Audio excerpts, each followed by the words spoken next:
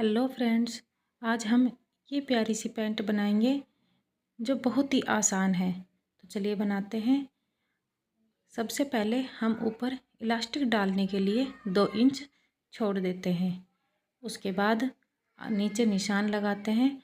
हमारी कमर है 44 इंच, जिसका होता है 11 में 2.5 प्लस करके 13.5 इंच पर निशान लगा लेते हैं। उसके बाद आसन हम लेते हैं 11 में 2 इंच प्लस करके, तो 13 हो जाते हैं। आप किसी भी साइज़ का बना रहे हो तो आसन के लिए हिप साइज़ का चौथा भाग करके उसमें 2 प्लस कर देना, आसन का माप निकल आएगा। उसके बाद जितना हमने ऊपर रखा था 13.5, उतना ही हम नीचे रखेंगे। 13.5 पर निशान लगा देंगे। उसके बाद 2.5 इंच पे हम आगे क्रोच एरिया के लिए रखेंगे। 2.5 इंच पे, क्योंकि ये हैवी साइज़ है इसलिए हम 2.5 इंच पे रखेंगे। बच्चों के लिए 1.5 इंच पे रखते हैं और थोड़ा नॉर्मल होता है उसके लिए 2 इंच पे, और ये हम रखेंगे 2.5 इंच पे। उसके बाद जितना हमने ऊपर रखा था 13.5 में 2.5 इंच और मिलेंगे तो हो जाएंगे 16 इंच। 16 इंच हम नीचे निशान लगाएंगे और 1.5 इंच के लिए नीचे मोहरी मोड़ने के लिए लगाएंगे। मोहरी को मोड़ने के लिए नीचे 1.5 इंच रखेंगे। आप अपने हिसाब से रख सकते हो जितना आपको रखना है। ऊपर बेल्ट के लिए रखना है और नीचे मोहरी के लिए, वो आप अपने हिसाब से भी रख सकते हो। अब इसकी हम गोलाई देंगे। गोलाई याद रखना ज़्यादा गहराई में ना हो। अब हम इसमें नीचे आधे पर निशान लगाएंगे। 16 का आधा 8 इंच होता है, तो हम 8 इंच पर बीच में निशान लगा देंगे।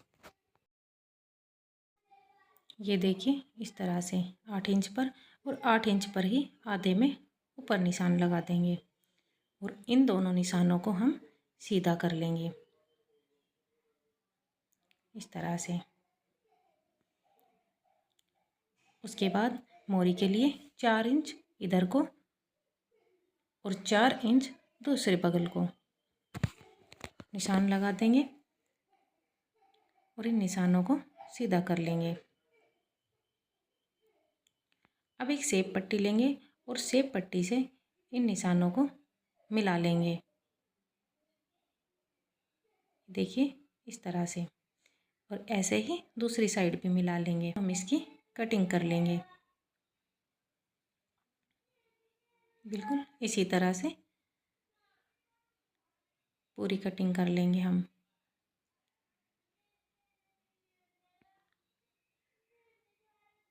इस तरह से।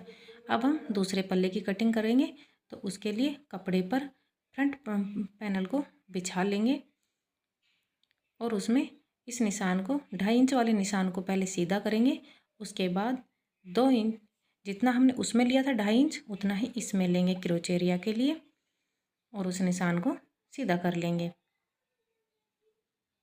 जिस तरह से हमने पहले वाले पार्ट में किया था।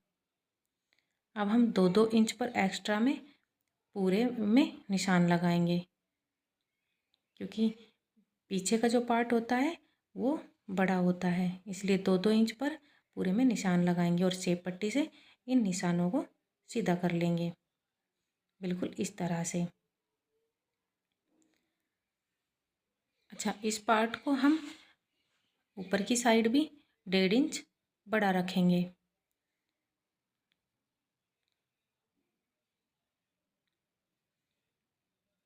इन निशानों को थोड़ा गहरा कर लेंगे इस तरह से, और यहाँ से उसकी कटिंग करेंगे। उससे पहले हम ऊपर 1.5 इंच एक्स्ट्रा रख करके और उसका तिरछे में निशान लगा देंगे बिल्कुल इस तरीके से।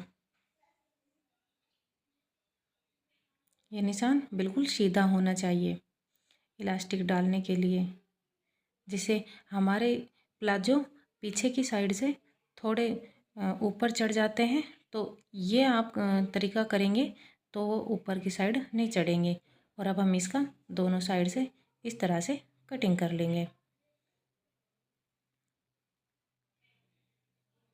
ये देखिए फ्रेंड्स, हमारी कटिंग हो गई है। तो चलिए अब इसे सिलते हैं। पहले हम इनके आसन को सिलते हैं। हम दोनों आसन सिल लेंगे। चलिए फ्रेंड्स, सबसे पहले हम दोनों पार्ट के आसन को सिल लेते हैं। उसके बाद हम साइड से सिलाई लगाएंगे। दोनों पार्ट के दोनों साइड से सबसे पहले सिलाई लगाएंगे। उसके बाद बताते हैं कि क्या करना है। उसके बाद हम प्लाजो के नीचे की साइड में सिलाई लगा लेंगे, दोनों पार्ट को जॉइंट करते हुए। उसके बाद हम इलास्टिक डालने के लिए कपड़े को तैयार करेंगे। इलास्टिक को बीच से सिलेंगे। उसके बाद हम कपड़े में लगाएंगे। ये देखिए कुछ इस तरह से इलास्टिक को अच्छे से पक्का कर लेना ताकि ये हटे नहीं। उसके बाद प्लाजो में इलास्टिक को डालेंगे।